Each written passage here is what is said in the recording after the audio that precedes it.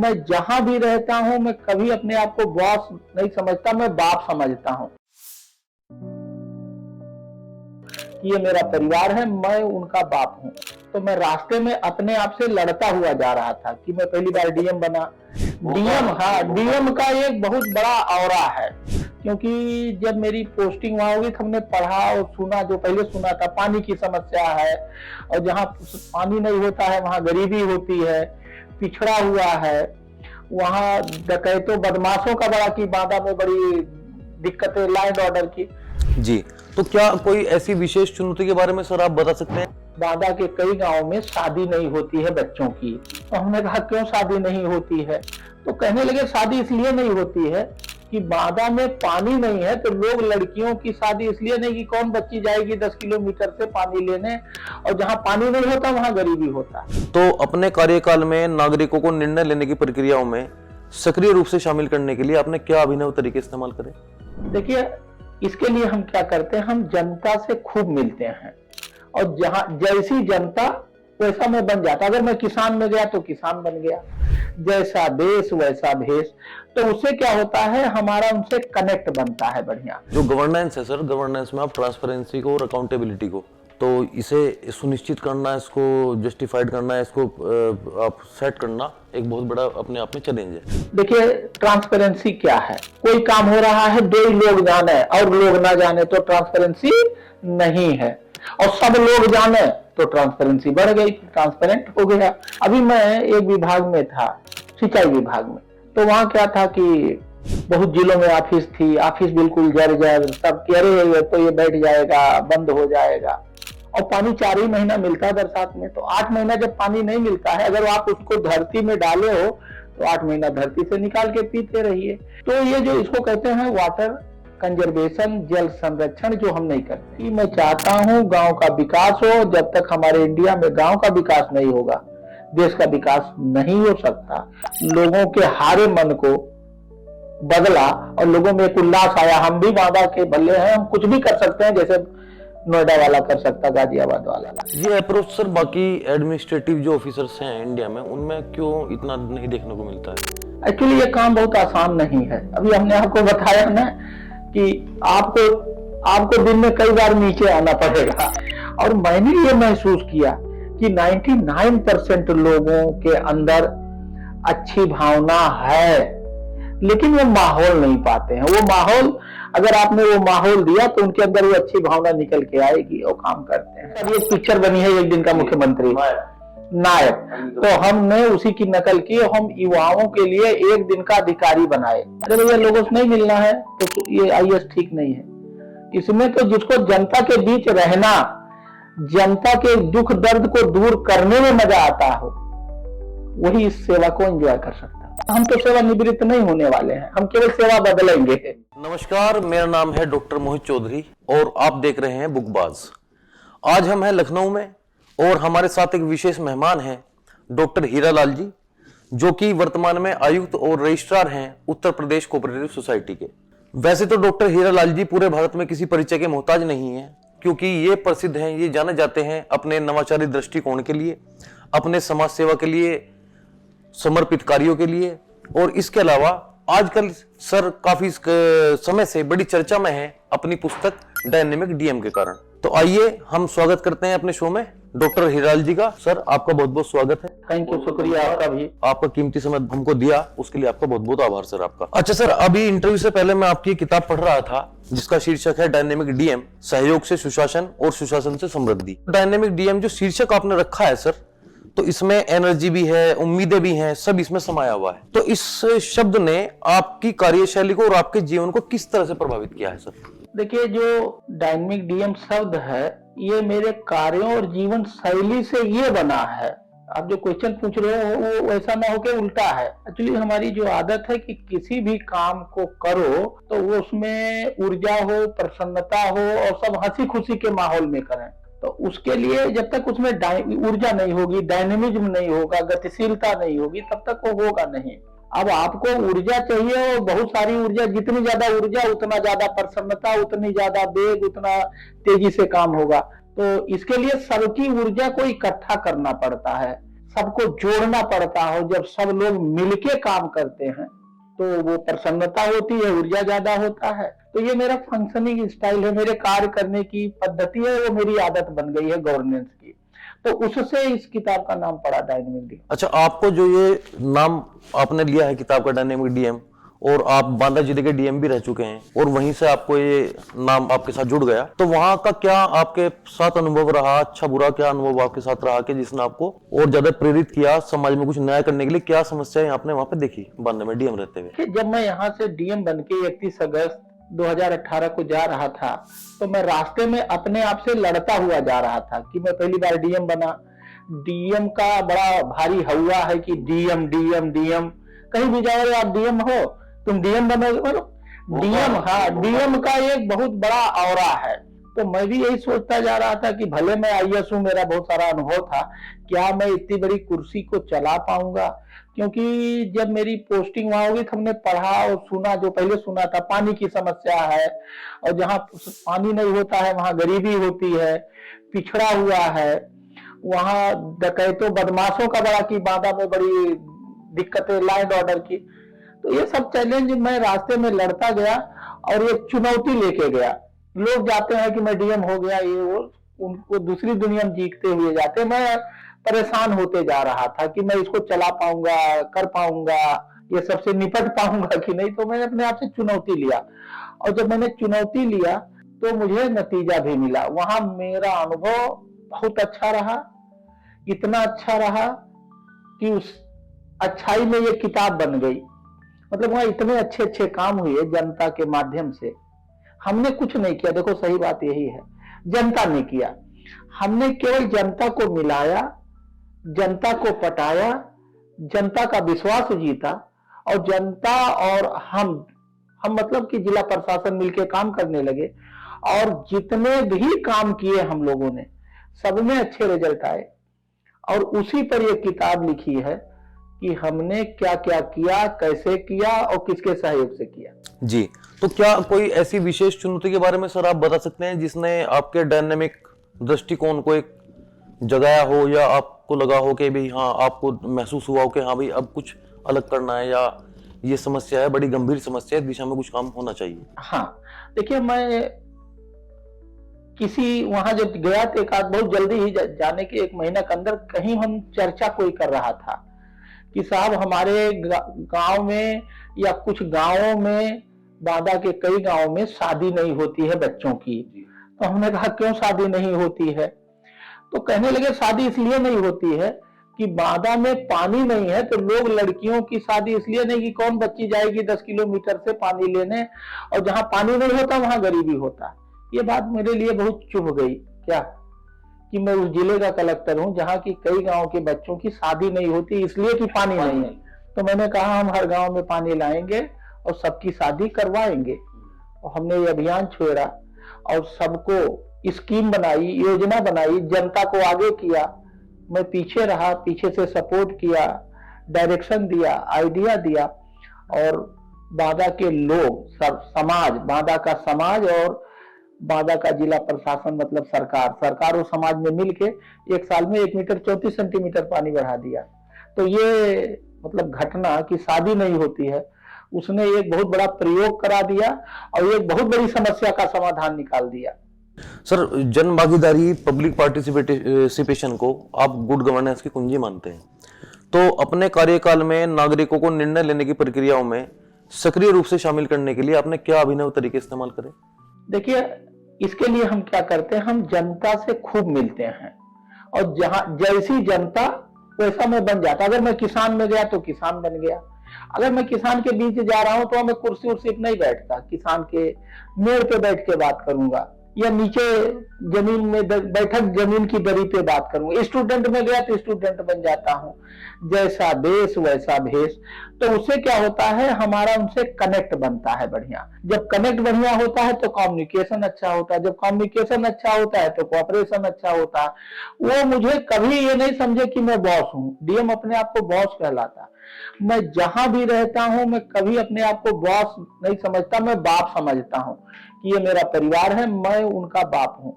तो इस तरह से जनता हमें लगातार अपने अनुभव, अपने नए आइडिया शेयर करती रहती है और हम उसको इवेल्युएट करते रहते हैं अपने अधिकारियों से। और जो आइडिया हमें अच्छा लगा कि इसके आइडिया में दम है, इससे पूरे जिले का फायदा होगा या पूरे विभाग का फायदा होगा, हम उसको तुरंत इंप्लीमेंट कर देते हैं। और जब हम आइडिया इंप्लीमेंट करते हैं तो हम हल्ला भी करते हैं, ये आइडिया हमारा नहीं है, फलाने से हमने सीखा, उनसे लिया है। आप मेरी किताब में देखेंगे तो कम से कम 50 लोगों का मैंने नाम अंकित किया है कि हमने मैल न्यूट्रिशन किसके कहने पे किया, नीति की दीवार किसके कहने पे किया, पानी में रेन हार्वेस्टिंग वाटर किसका आइडिया था, सबसे मैं आइडिया। तो वो जो आप कहना चाह रहे हो, जनता, देखिए एक आईएएस अफसर यहाँ होता है, जनता यहाँ होती है, तो जनता तो यहाँ नहीं जा सकती है ऊंचाई, लेकिन एक आईएएस अफसर यहाँ तो आ सकता है। तो हम यही करते हैं, जो जिस लेवल पे होता है उस लेवल पे जा करके उसमें हम घुल मिल जाते हैं। हम पानी है, जैसे पानी जहां डाल दो उसी का आकार घेर लेता है, तो हम पानी की तरह वैसे मिल जाते हैं, मिक्सअप हो जाते हैं। उन्हें एहसास ही नहीं होता कि हम किसी आईएएस के बगल में बैठे हैं या उससे बात कर रहे हैं। ये हमारा आदत है और ये हमारे खून में है और इसमें हमें घुलने मिलने में हमें खूब मजा आता है। जी सर, पानी की आपने जिक्र किया और पानी की आपने समस्या बताई कि बांदा में रहते हुए आपने देखा कि पानी से वहाँ कमी से लोग जूझ रहे हैं और इस वजह से सामाजिक रूप से भी शादियों वगैरह ना होने का सामना भी करना पड़ रहा है। तो आपने किस तरह से वहाँ इस समस्या का समाधान ढूंढने का प्रयास किया? देखिए, इसमें हमने करीब 1 साल बहुत अच्छे काम किए, ठीक है। इसका पूरा ब्यौरा हमने अपने किताब में चैप्टर 1 में लिखा है। चैप्टर 1 पानी की समस्या और उसका समाधान। देखिए है क्या, इसको बहुत सिंपल तरीके से समझना है। पानी क्या है? हम पानी को या तो स्टोर करके तालाब में, कुआं में, नदी में, पोखर में क्या करते हैं, उससे पानी निकाल करके सिंचाई करते हैं, जानवर उसमें जाके पीते हैं, पशु पक्षी पीते हैं, सिंचाई करते हैं। और पानी जो धरती से, ट्यूबवेल से, नलकूप से निकाल के हम पीते हैं। तो जब ऊपर वाला बरसात में फ्री पानी देता है, तो हमें वो पानी इधर उधर बह जाता है, वो बहने ना पाए, वो धरती में चला जाए। और पानी 4 ही महीना मिलता है बरसात में, तो 8 महीना जब पानी नहीं मिलता है, अगर आप उसको धरती में डाले हो तो 8 महीना धरती से निकाल के पीते रहिए। तो ये जो इसको कहते हैं वाटर कंजर्वेशन, जल संरक्षण, जो हम नहीं करते। तो मैंने वहां देखा कि पहले यहाँ पानी की समस्या थी या नहीं थी, तो लोग कहे पहले बहुत कम थी। क्यों? वहां कुआं, तालाब और नदी, 3 नदी थी, 2200 कुआं थे, ठीक है, और तालाब बहुत सारे थे। तो हमने क्या किया, जो पुराने तालाब थे वो पट गए थे, डिसिल्टिंग करवाई अभियान चला के। किससे चलाई? जनता से कहा। जैसे पुराने जमाने में गांव को कुआं खुद गांव वाले खोदते थे, तालाब की सफाई खुद करते थे, जनता को समझाया और जनता सब डिसिल्ट कर दी। अब बरसात का पानी उसमें ज्यादा इकट्ठा हो गया, करो सिंचाई। पशु के लिए 8 महीने, जानवर को पीने के लिए, पशु पक्षी को पीने के लिए पानी तालाब में है, नहीं तो सूख जाता था। नए तालाब खुदवाए और बरसात के दिनों में पानी अंदर जाए, मेड़बंदी करवाई, ठीक है। कुएं की डिसिल्टिंग और कुएं जो बेकार हो गए थे उनको ठीक करवाया। तो हमने जो वाटर बॉडीज थे, कुआं, तालाब, नदी, इस पर काम किया और इनके मार्फत पानी को बचाया या पानी को स्टोर किया। फिर हमारी समस्या दूर होगी। और हमने नहीं किया, आम जनता, हर आदमी अपना मेड़बंदी करने लगा, तो खेत का पानी खेत में। रेन हार्वेस्टिंग वाटर, जो बरसात में छत का पानी था, एक हमने एक और अभियान चाहिए, कुआं या तो पानी पिएगा या पानी पिलाएगा। अगर कुआं मान लीजिए वो ठीक नहीं है, पीने लायक पानी नहीं, तो अगल बगल का पानी पाइप लगा के कुएं में डाल दो, और जब कुएं में पानी जाएगा तो धरती चला जाएगा, बचत हो गई। तो इस तरह से बहुत सारे प्रोग्राम चलाए जो वहां के लिए उपयुक्त थे, सुटेबल थे, वाटर टेबल ऊपर आ गया। करते हैं आपके निजी जीवन की। आप क्योंकि ग्रामीण पृष्ठभूमि से ही आते हैं और इंडिया को गांव का ही देश माना जाता है, अधिकतर जनसंख्या यहाँ की गांव में ही निवास करती है और गांव का जीवन जहाँ एक तरफ बहुत बेहतर भी माना जाता है इन्वायरमेंट के हिसाब से या लोगों के आपसी सद्भाव और प्रेम के हिसाब से, लेकिन बहुत सारी दुश्वारियां भी वहाँ के जीवन में हैं। तो आपका जीवन कैसा रहा गांव में और कैसे आप यहाँ तक पहुंचे? देखिए, ऐसा है, कक्षा 8 तक तो मैं गांव से ही पढ़ा और उस समय जब मैं 1966-67 के दरम्यान पैदा हुआ, तो वो गांव में न रोड थे। आज देखिए काफी सुविधाएं हो गई हैं, इसमें कोई दो राय। रोड अच्छे हो गए, बिजली आ गई और स्कूल की सुविधा हो गई। तो आज इस समय तो हमारे गांव में स्कूल है प्राइमरी, लेकिन उस समय हम 5 किलोमीटर आ जा करके प्राइमरी स्कूल में टाट पट्टी बोरा से पढ़ते थे। फिर कक्षा 6 से 8 तक के 1-2 किलोमीटर और आगे गए। और गांव के उस समय का जो जीवन हमने जिया, वो हमारे बच्चे भले ही कह जाए बहुत सुविधा वाले हैं। हमारे गांव में 4 बड़ी बड़ी बगीचा था, उसमें हम लोग बगीचों में खेलते थे, खाते थे, घूमते थे, आम तोड़ते थे, अमरूद। और इसी तरह से गांव में बहुत सारे पानी पॉन्ड्स तालाब थे, उसमें पौंधते थे, तैरते थे। तो जो जिंदगी आज के डेट में क्या, वो हमारे गांव में भी ये चारों बगीचा नहीं है। सारे पौंड या तो चारों तरफ से गिर गए या छोटे हो गए।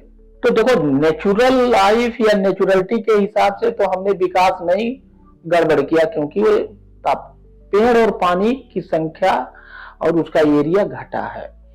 लेकिन जो गांव में अच्छाई, जैसे सद्भाव, सारा काम वहां छप्पर उठता था, पूरे गांव के लोग छप्पर उठा रहे हैं। अगर किसी के घर में डेथ हो गई तो किसी के घर में खाना नहीं बनता था। शादियों में सब मिलजुल के चारपाई देना, गद्दा देना, सामान देना, इस तरह से होता था। वो जो प्रेम भाव, सद्भावना, उसने मुझे बहुत कुछ सिखाया।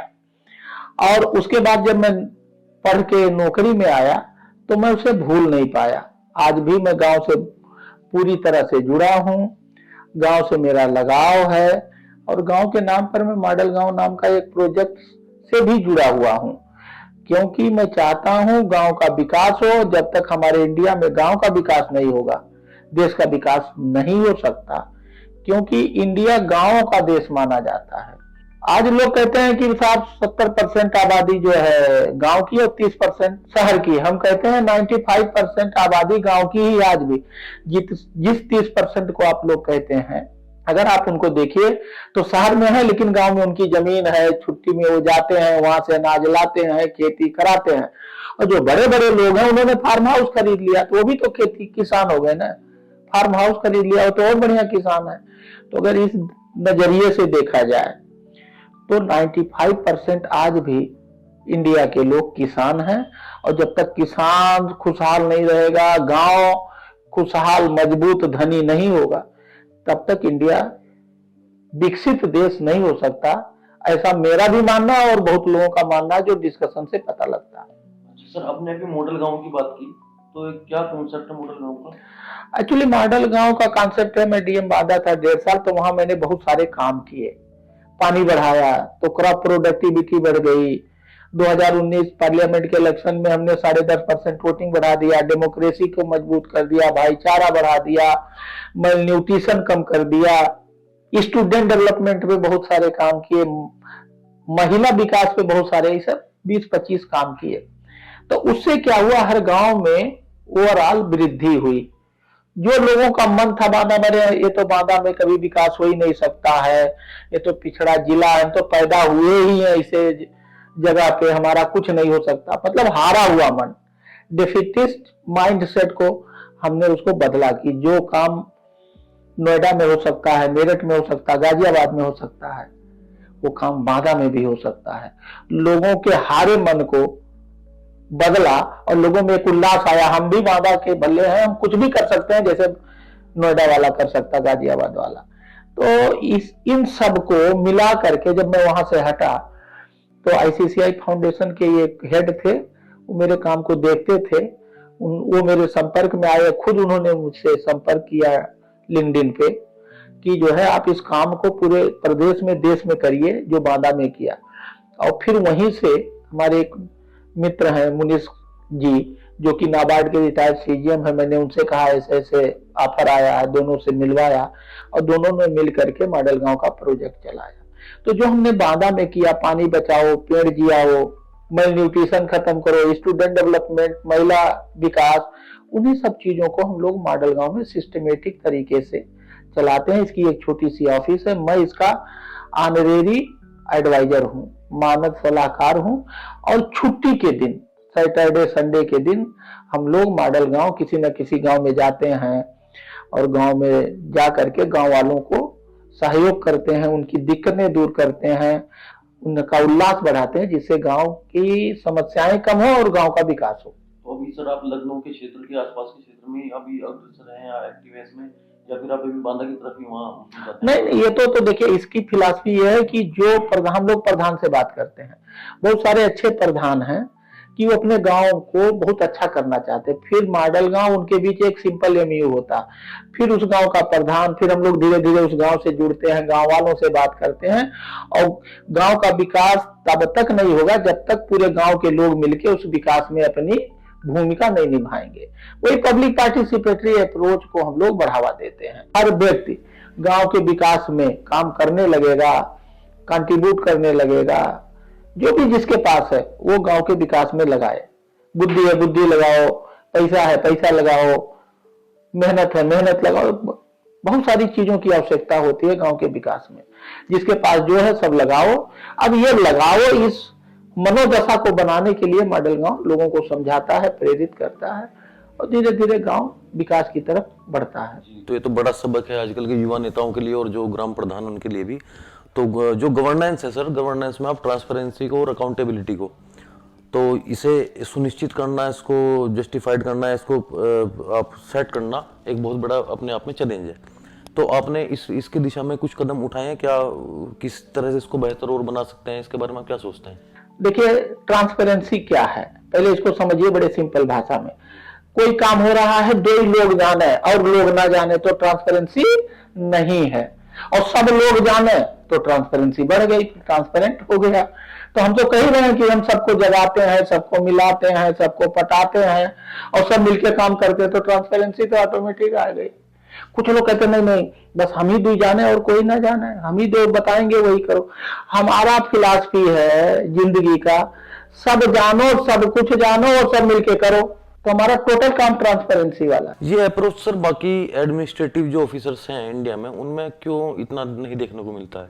एक्चुअली ये काम बहुत आसान नहीं है। अभी हमने आपको बताया ना कि आपको दिन में कई बार नीचे आना पड़ेगा और जनता के लेवल में आकर के मिलना पड़ेगा। तो वो नीचे आना, डिफरेंट लेवल में डिफरेंट जनता से डिफरेंट मिलना, ये जिस दिन जिसका समझ में आ जाता है उसको मजा आने लगता है। हमारे समझ में आ गया मजा।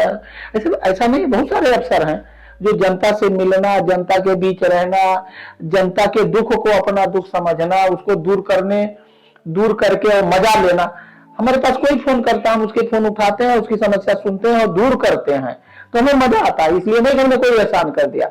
तो ये जो माइंड सेट है, ये बात आपकी सही है, ये माइंड सेट कम मिलता है और इसी माइंड सेट की जरूरत है। इसीलिए तो हम कह रहे हैं कि गुड गवर्नेंस कम देखने को मिलता है। ये एक माइंड सेट है। सर, इसी किताब में आपने एक जगह डिस्कस किया है कि आपको सच्चाई के लिए अपने ही डिपार्टमेंट से लड़ना पड़ा, और क्या वो मामला था, क्या माजरा था? थोड़ा समझाइए हमारे दर्शकों को।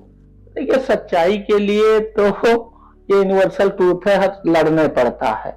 भगवान राम की कहानी, आप जितने बड़े धर्मात्मा या बड़े पुरुष हुए आप उनकी कहानी देखिए, सच्चाई के लिए तो हर जगह लड़ना पड़ता है और वही आपका टेस्ट होता है। ठीक है, आप एक विभाग में जब जाते हो तो हर तरह के लोग होते हैं, ईमानदार, बेईमान, मेहनती, काम ना करने वाले। और अच्छा काम तभी होता है जब सब ईमानदारी से करें, जब सब मेहनत करें। तो जो ईमानदार नहीं है उसको आप ईमानदारी से काम करवाओगे तो लड़ाई तो लड़ना पड़ेगा। अब उसका नेचर बदल के और अलाइन करना, कोई मेहनत करने नहीं चाहता है, कहता तुम करो अपना मेहनत, हमें काहे लपेट रहे हो। तो देखो, गवर्नेंस इसी के लिए बना ही है कि सबको एक घाट पे पानी पिलाओ, सबको एक आइडिया पिलाओ, लोग उस आइडिया पे, एक घाट पे, एक मुद्दे पे आके काम करें। तो ऐसे हर जगह ये रोना है क्या? ये रोना कहीं एक जगह नहीं है क्या?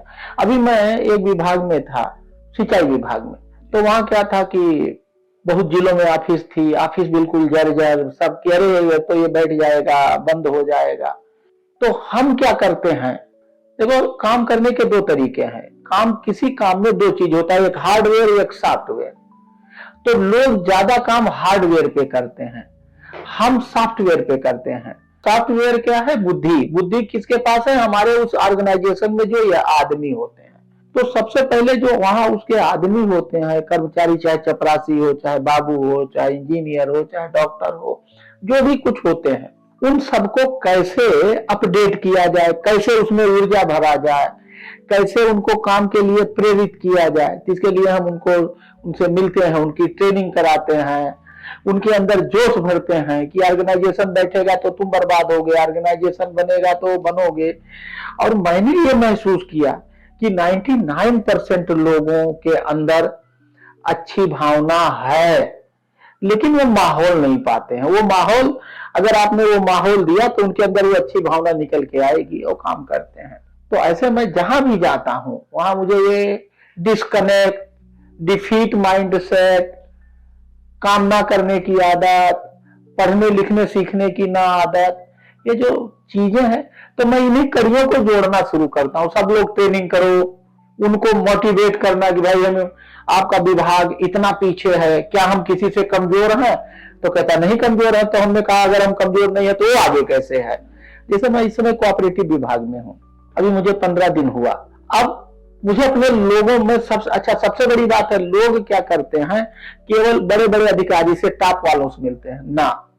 मैं हर अधिकारी और हर कर्मचारी में, मैं अभी जो इंट्रोडक्शन बैठक ले रहा हूं, जो इनिशियल बैठक, उसमें मैं उस सेक्शन के चपरासी को भी बैठाता हूं। ऐसा नहीं आप पाओगे, ये नहीं कि लोग बड़े बड़े टॉप लेवल के अधिकारी से मिलते हैं, नीचे से नहीं मिलते हैं।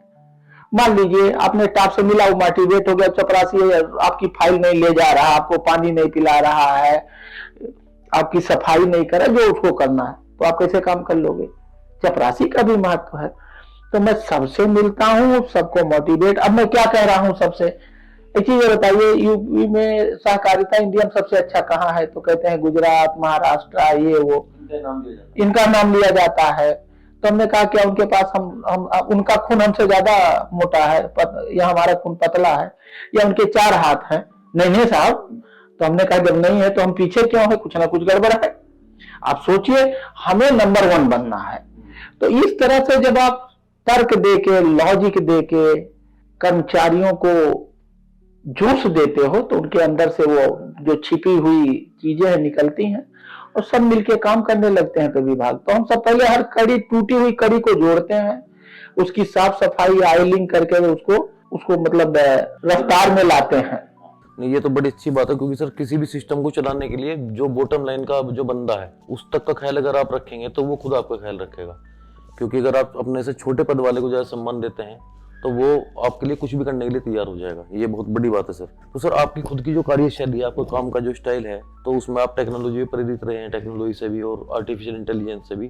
तो इसमें कहाँ आप देखते हैं किस तरह से ये चीजें हमारे समाज में शिक्षा का स्तर को या बच्चों के दृष्टिकोण को बदल सकती हैं? देखिए, टेक्नोलॉजी ने हमारी जिंदगी में बहुत कुछ आसान कर दिया है, ठीक है। सोशल मीडिया इसका सबसे अच्छा उदाहरण है। अगर आज के डेट में आपके पास कुछ नहीं है तब भी आप पत्रकार हैं क्या? आपके पास कुछ ना हो, खाली आपको अच्छा बोलना आता हो और एक सिंपल मोबाइल फोन है जो कि बहुत आसानी से सब आदमी के पास है, उसमें एक इंटरनेट लगा हो, तो कितना बड़ा आसान काम है क्या? आपको पहले अगर एक चिट्ठी भेजनी है कितना रुपया लगता था, ये अभी अब तो व्हाट्सएप के माध्यम से आप सेकंडों में भेज करके वो आपको पता, वो भी कह देगा हाँ मिल गया भैया। तो टेक्नोलॉजी ने हमारी जिंदगी को बहुत आसान भी बनाया है, लेकिन कहते हैं ना, merit and demerit goes side by side. कुछ अच्छी चीज आती है तो अपने साथ बुराई भी लाती है। जैसे मैं आर्टिकल पढ़ रहा था, कल ही टाइम्स ऑफ इंडिया की आज छपा है कि हम लोग तो कनेक्ट बहुत हुए हैं टेक्नोलॉजी से, लेकिन इमोशनल डिस्कनेक्ट भी बहुत हुए हैं। क्या? दिलों की दूरियां बढ़ रही। हाँ, दिलों की दूरियां। क्यों? टेक्नोलॉजी से तो बात कर रहे हैं तो कनेक्ट तो हुए, लेकिन उसके चक्कर में हमारा मिलना बंद हो गया, तो इमोशनल डिस्कनेक्ट बढ़ा। इस तरह से मतलब फिजिकल इमोशनल डिस्कनेक्ट बढ़ा, ये निगेटिव है, लेकिन उस तरह से देखा जाए तो कनेक्ट बढ़ा। तो हमें एक बैलेंस बना के इसमें चलना होगा। हम उतना ही टेक्नोलॉजी का उपयोग करें जितनी जरूरत होगी, अदरवाइज एडिक्शन हो जाएगा टेक्नोलॉजी की और ये हमें कई तरह से बर्बाद भी करेगा। सर, जो अभी टेक्नोलॉजी की हम बात कर रहे थे, जैसे अभी देखने में आया था कोरोना काल में भी बहुत सारे स्कूल्स ने और उसके बाद भी अभी तो बहुत सारी कंपनीज ने भी वर्क फ्रॉम होम शुरू कर दिया है। या फिर अगर हम बच्चों की बात करें तो स्कूली बच्चे जो है ना, डिजिटलाइजेशन पर बहुत ज्यादा फोकस किया जा रहा है। तो आप इसको अच्छा मानते हैं कि बुरा मानते हैं? नहीं, देखिए, हमारा ये मानना है कि दोनों का मिक्स होना चाहिए। क्या? मेरा अपना व्यक्तिगत विचार है कि आप जो है फिजिकल चीजों को इग्नोर नहीं कर पाएंगे, ना करना चाहिए। आप फिजिकल चीजों को इग्नोर करेंगे तो इमोशनल डिस्कनेक्ट बढ़ेगा, वो और कई बुराई साथ लेके आएगा। तो इसलिए मिनिमम 50-50 तो होना ही चाहिए। हम फिजिकल को ज्यादा प्रीफरेंस देते हैं, 70% फिजिकल हो और 30% डिजिटल हो तो अच्छा कॉम्बिनेशन है, और 50-50 तक भी हम मानते हैं चल जाएगा। लेकिन केवल डिजिटल, मेरी जो समझ है, जो अभी तक मैंने महसूस किया, जो पढ़ा लिखा सुना देखा, वो 100% डिजिटल किसी ह्यूमन के लिए बहुत उपयोगी साबित नहीं होगा। लेकिन अभी देखने में आ रहा है सर, बहुत सारे जो अलग अलग संस्थान हैं, चाहे वो एजुकेशन के फील्ड के हों, चाहे वो टेक्नोलॉजी के फील्ड के हों, तो ये प्रभाव बच्चों में भी देखने के लिए मिल रहा है कि बच्चे जो है मोबाइल के लिए एडिक्टेड हो गए हैं। उसमें अलग अलग मनोविकार पैदा हो रहे हैं, अलग अलग बीमारियां बढ़ रही हैं, और काफ़ी देशों ने तो इसको शायद बैन भी अभी करने की कोशिश करी है कि भाई पूरी तरह डिजिटल एजुकेशन बैन करेंगे एक सर्टेन उम्र तक, उसके बाद आप शुरू कर सकते हैं जब बच्चों में अपना विवेक उनका खुद का जग जाएगा। अच्छा सर, पुस्तक जो लिखना है, किताब लिखना है, किताब की बात अगर दोबारा से हम करेंगे तो अपने आप में बड़ा ही टाइम टेकिंग ये टास्क है, तो इसको लिखने की प्रेरणा आपको कहाँ से मिली सर? ये सही बात है, हम किताब मुझे न आता है, ना मैं लिखना जानता था। बागा में जब मैं काम कर रहा था ये डीएम, तो होता क्या था, मैं पत्रकारों से हमारी बहुत अच्छी दोस्ती होती है। मैं पत्रकार से भी कह लो, या कम्युनिकेशन से भी कह लो, या ट्रांसपेरेंट से भी कह लो, साहित्य से भी। हाँ, नहीं, मैं साहित्य से भी तो नहीं था पहले, अभी हुआ हूँ। तो होता क्या था, अब जब मैं काम करता था तो पत्रकार लोग बताते थे ये दीजिए साहब, वो नहीं दे, कितने लोग बताए। तो हमने एक इनोवेटिव बुकलेट बनाई, इनोवेटिव बांधक नाम से बुकलेट बनाई। प्रोग्राम हमने क्या किया वो लिखा, अखबारों में क्या छपा वो लिखा, और उसके फोटोग्राफ। तो जब वो बुकलेट की कोई मांगता था बताइए आप, तो ये बुकलेट में फॉरवर्ड कर देता था, तो हमारा उसको इंफॉर्मेशन भी मिल गई हमें वो। लेकिन लोगों ने मुझे समझाया कि साहब अभी आप जाओगे बुकलेट गायब हो जाएगी, वो इतना अच्छा काम है, आप भी 2 साल बाद भूल जाओगे, तो आप इस पर किताब लिखिए। मुझे किताब लिखना आता नहीं था, और किताब लिखना एक कला है, एक आर्ट है, ठीक है। जैसे एक डॉक्टर ऑपरेशन का आर्ट होता है, इसे किताब लिखना भी एक आर्ट है, कला है, वो एक अच्छी चीज है। कला का दर्जा सर विज्ञान से भी बड़ा है। बिल्कुल। तो हमने हायर किया किसी को कि हमारा किताब लिख दो, 40 लाख 1000 रुपया भी दिया, वो नहीं लिख पाए, वो चले गए लेके। फिर मैं मतलब ये पीड़ा रही, 2 साल लगा मुझे इसमें। तो मैं इसके तलाश में था कि मेरी किताब कोई पेमेंट बेसिस पे लिख दे। तो एक उमा शंकर यादव जी हैं, वो अहमदाबाद इंटरनेशनल लिटरेचर फेस्टिवल चलाते हैं, यही रायबरेली के हैं, बहुत अच्छे इंसान है। अहमदाबाद में VRS लेके और अपनी छोटी कंपनी भी चलाते हैं, और ये इंटरनेशनल और साहित्य में उनका बहुत, वो सोशल मीडिया से मुझसे, हमने कहा हमारी किताब लिखवा दो, तो उन्होंने हमारी किताब लिखवाने में काफी मदद की। फिर ये किताब हमने लिखी, और एक कुमुद वर्मा मैडम है जो कि IIM में एक संजय वर्मा जी प्रोफेसर, उन्हीं की वाइफ, वो 5-6 किताब पहले लिखी थी, तो उन्होंने इसका फ्रेम बना दिया, चैप्टर बना दिया, फ्रेम बना दिया। अब आइडिया तो हमारे पास था, उसके सारे मटेरियल हमारे पास थे, तो हमने उसमें फिल करके पूरा हमने ओरिजिनल चीजें डाली, क्योंकि या तो मेरे दिमाग में क्या किया, कैसे किया, कब किया, क्यों किया, वो मेरे अलावा किसी को नहीं पता। तो चैप्टर का पूरा डिटेल हमने बनाया, फिर हम दोनों ने लिख के इसको तैयार किया। तो ये 2 साल लगे किताब लिखने। लेकिन जब किताब आई तो लोगों ने बहुत पसंद किया। पहले तो ये हिंदी में आई, फिर इंग्लिश में आई, और फिर हमने इसको गुजराती में भी छपवाया। ये बेस्ट सेलिंग किताब है, और ये प्रैक्टिकल किताब है, और जो भी कुछ किया गया है उदाहरण उसमें डाले गए हैं, पेपर लगा के, प्रूफ लगा के, कोई इसमें कम से कम 200 पिक्चर होंगे। तो लोग एंजॉय इसलिए करता है कि जो बात हमने कही उसका सबूत दिया है, कोई फेंका फाकी नहीं है कि फेंक रहे हैं। हाँ, उससे जो लोगों को इंटरेस्ट क्रिएट हो रहा, अच्छा ये किया ये हुआ, ये किया ये हुआ, ये किया ये हुआ, उससे ये बड़ी पॉपुलर हो गई है, और हर आदमी को ये किताब पढ़नी चाहिए। सामाजिक समस्याएं बहुत हैं, सामाजिक समस्याओं का सामाजिक समाधान जनता के द्वारा एक डीएम कैसे करा सकता। कहते ना, डीएम चाहे तो सब कर दे, एक डीएम चाहे सब कर दे, ये बात इस किताब से साबित होती है, इसीलिए लोग इसमें मजा लेके पढ़ रहे हैं। जी सर, किताब में आपने बहुत सारे अपने जीवन के अनुभवों का जिक्र इसमें किया है, तो क्या कोई आप ऐसा किस्सा कोई बता सकते हैं कि जिससे युवा को बहुत प्रेरणा मिले और जो युवाओं के लिए एक नजीर बन सके? एक दिन का मुख्यमंत्री एक प्रोग्राम चलता था, सॉरी एक पिक्चर बनी है एक दिन का मुख्यमंत्री नायक, तो हमने उसी की नकल की। हम युवाओं के लिए एक दिन का अधिकारी बनाए क्या, तो एक दिन का अधिकारी बनाने का एक प्रोग्राम सेट किया, उसको हमने किताब में लिखा है एक दिन का अधिकारी। तो कोई एक दिन का डीएम बनता था, कोई एक दिन का एसओ बनता था, कोई एक दिन का सीडीओ बनता था, जिसको जो अधिकारी को पसंद आए तो वो एक दिन का युवाओं के लिए चलाए। और नकल कहाँ से करी, एक दिन का सीएम से, कोई नायक पिक्चर से। तो हमने एक सिस्टम बना दिया, सबको बता दिया कि जिसको बनना है एक दिन का अधिकारी, वो एक अधिकारी को नॉमिनेट, उससे वो अपना नाम देते थे, हम ये अधिकारी बनना चाहते थे।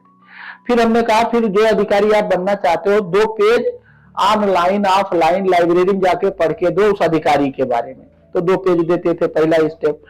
फिर वो आते थे और हमारे उस ऑफिस में, उस ऑफिस में वो 2 दिन मतलब 1 दिन रह करके वो पूरा समझते थे कि वो अधिकारी का जो ऑफिस है क्या होगा कैसे होगा, वो सब हमारी सेटिंग थी, सबको पता था, ऑर्डर कर दिया था।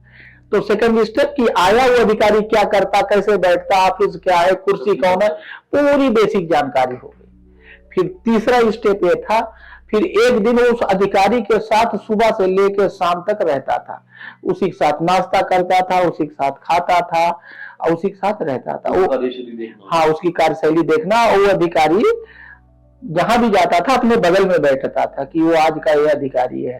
तो उससे वो फील और वो प्रैक्टिस, वो जानकारी हो गई थी। फिर वो क्या करता था, ये 3 स्टेप के पास चौथा स्टेप वो 5 एक पीपीटी 5 स्लाइड का बना के हमारे सामने 5 मिनट में प्रेजेंट करता था, क्या सीखा, क्या समझा और आगे वो क्या करेगा सीखने के बाद। तो इसका ये मकसद था कि उसके मन में जो अधिकारियों के प्रति डर, भय, हिचक है वो दूर हो जाए और वो अधिकारी बनने का सपना देखने लगे। तो ये बहुत कामयाब प्रोग्राम था। फिर प्रेजेंटेशन के बाद हम उसको एक सर्टिफिकेट देते थे, ये पूरा डिटेल इस किताब में लिखा हुआ था। ये बहुत अच्छा एक प्रयोग मैंने किया, प्रैक्टिकल प्रयोग किया था हमने नकल नायक का, लेकिन ये बहुत हिट रहा। नहीं, आपने बड़ा ये अच्छा, आपका धरातल के स्तर पर बहुत बेहतरीन प्रयास रहा है और इससे पता लगता है कि आपने साधारण सेवक की भूमिका समाज में निभाई है, प्रशासनिक अधिकारी के रहते हुए भी। तो क्या आपको लगता है सर कि साधारण सेवक की भूमिका निभाते हुए समाज में सकारात्मक परिवर्तन लाने के लिए क्या क्या चीजें जरूरी हो सकती हैं? देखो, सकारात्मक परिवर्तन लाने के लिए पहले आपके दिमाग में ये होना चाहिए कि हम जहां जाएंगे बदल देंगे। हाँ, पहले आपकी वो सोच होनी चाहिए।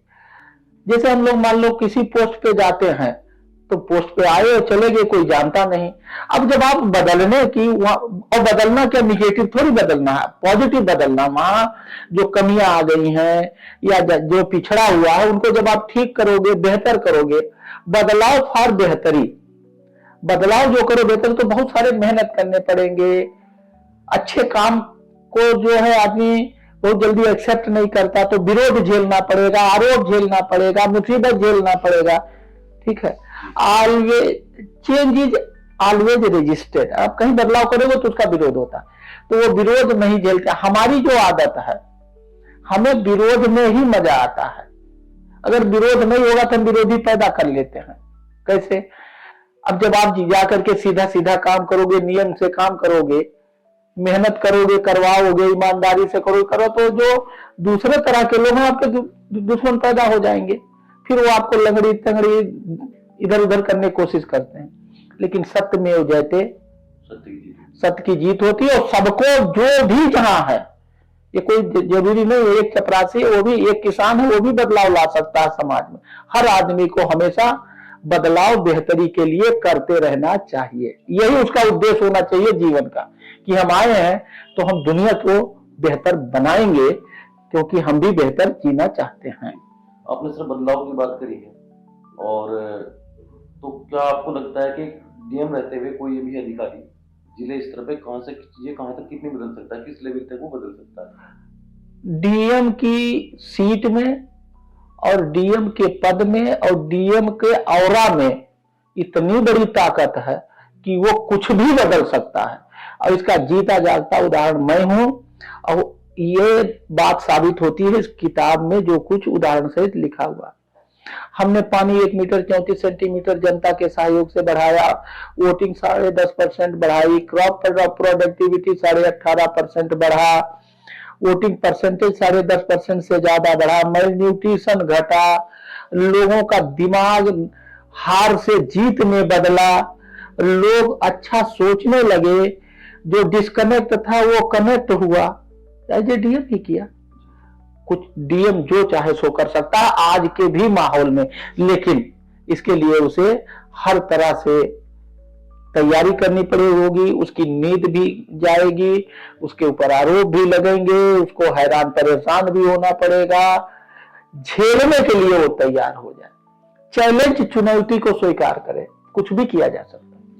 अब सर कार्यक्रम के अंतिम छोर की तरफ बढ़ते हुए तो मैं आपसे पूछना चाहूंगा कि आपके जीवन में आपके क्या सिद्धांत रहे हैं और क्या आपके मूल्य रहे हैं, और एक और सवाल इसमें ही जोड़ देता हूँ कि जो आजकल के बच्चे जो प्रशासनिक सेवाओं में जाने की तैयारी कर रहे हैं उनके लिए आप क्या संदेश देना चाहेंगे? जो प्रशासनिक सेवा में बच्चे जाना चाह रहे हैं, देखिए अगर उनका सोशल थॉट, देखिए हमारे यहाँ आएंगे सोशल थॉट लेके आते हैं, फिर यहाँ कमर्शियल बनने लगते हैं, तो वो आज आप सुनते हो ना कि इतने आईएएस जेल चले गए, इतनी कार्रवाई हो गई, अच्छा नहीं लगता सुनने। क्यों? फर्जी भी पकड़े गए। हाँ, फर्जी भी पकड़े गए, बहुत सारा किया। अब ये कोई चीज छिपी नहीं है, ठीक है, ये सब रोज पेपर में कुछ तो क्या है, वो आए थे तो सोशल थॉट लेके, लेकिन यहाँ उनको कुछ और पसंद आने लगा, वो कमर्शियल काम करने लगे।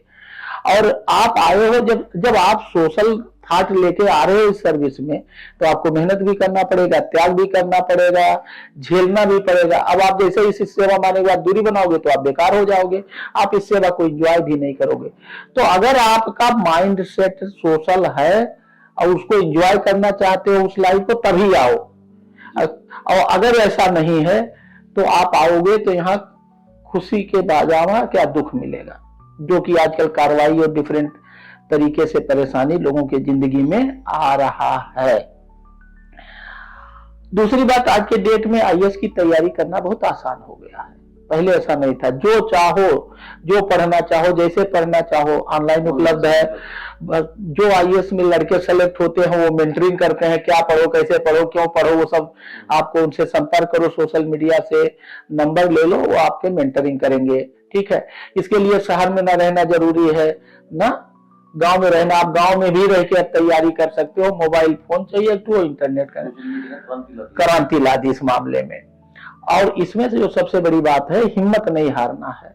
क्या अभी जो इस वर्ष अभी रिजल्ट आया 4 दिन पहले, शक्ति दुबे लड़की का, वो 3 प्रीलिम में ही पास नहीं हुई और 5वें में वो टॉप कर गई। तो ऐसा बहुत होता है, प्रीलिम नहीं निकला, प्रीलिम नहीं निकला, प्रीलिम नहीं निकला, तो आदमी घर बैठ जाता है। तो मेरा ये कहना है कि जिसकी सोशल वैल्यू हो, सोशल आग हो कुछ बदलने की, समाज को देने की, वही यहाँ है। अब आप सोचो आईएएस बन गया तो धनी हो जाएंगे, आराम करेंगे, मेहनत नहीं करेंगे, लोगों से मिलेंगे नहीं। अरे भैया, लोगों से नहीं मिलना है तो ये आईएएस ठीक नहीं है। इसमें तो जिसको जनता के बीच रहना, जनता के दुख दर्द को दूर करने में मजा आता हो, वही इस सेवा को एंजॉय कर सकता है।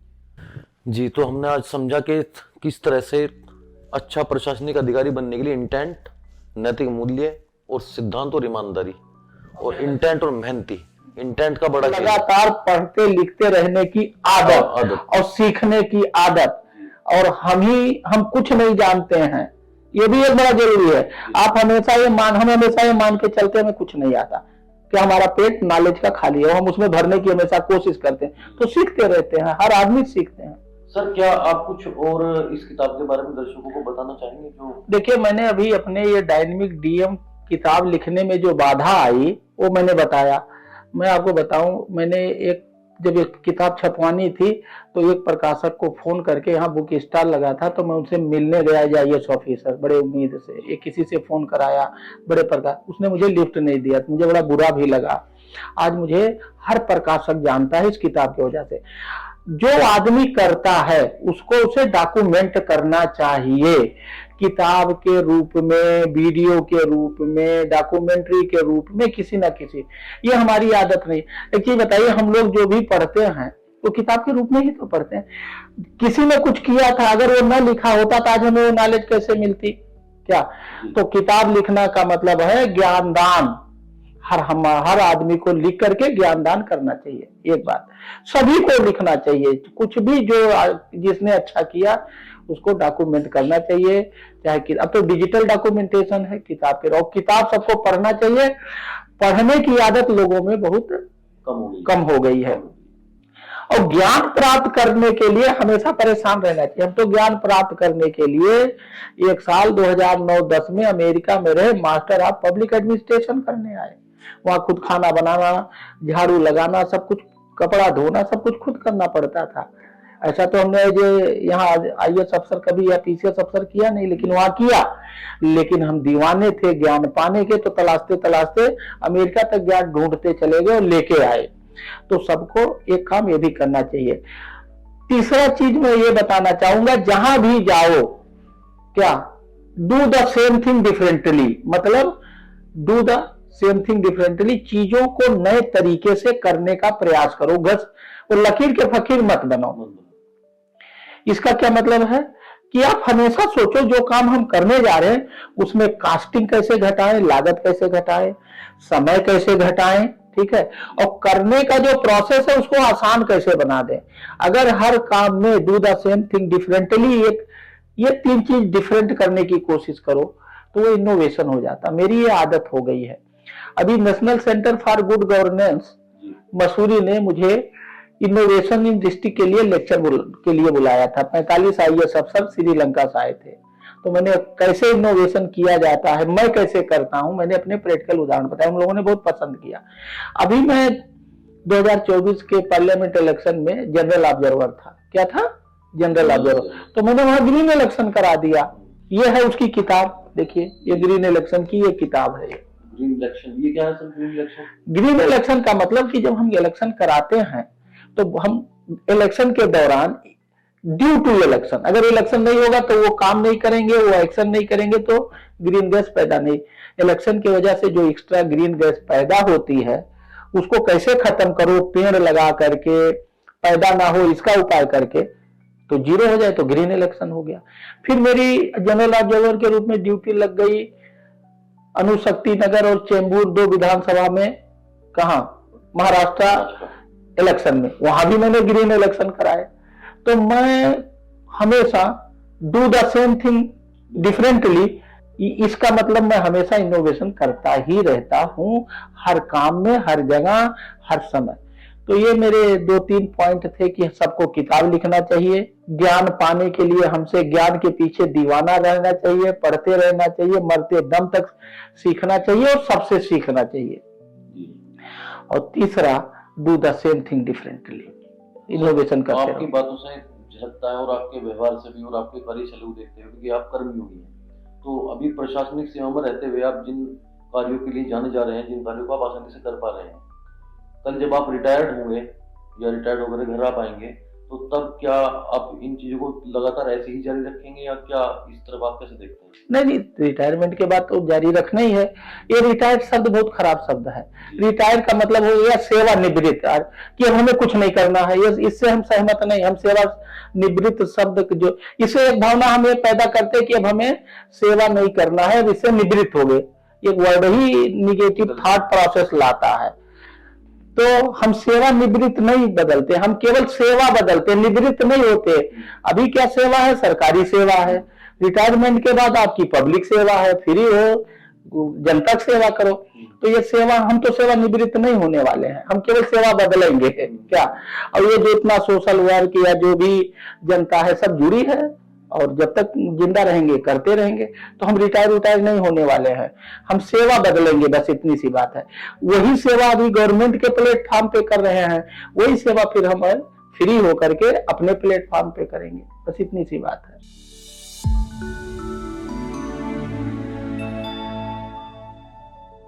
सर बड़ा अच्छा लगा आपसे बात करके आज, और हमारे शो में आने के लिए थैंक यू। एक बार सर कैमरे की तरफ आप देख करके दर्शकों को हमारे कह दीजिए कि बुकबाज को सब्सक्राइब करें, ये बड़ा अच्छा चैनल है।